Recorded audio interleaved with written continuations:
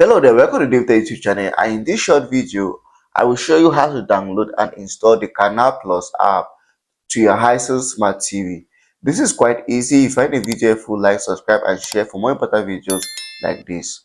So if you have your Hisense Smart TV, the Vida Hisense Smart TV, here's what to do to install the Canal Plus app. So what you have to do is to search for your app store, and on your app store, you are going to search for the application. It's as simple as that.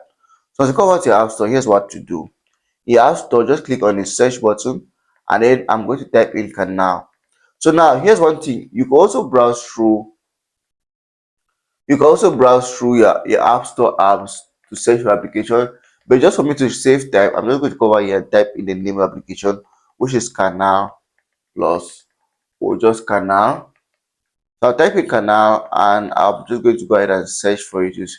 Hopefully it gives us what we want, and here's it, Canal Plus. I click on it once, it's going to come to the app information over here. And what you have to do once you're here, just to click install, and the application is going to install straight away to your to your Hisense Smart TV. And here's the application.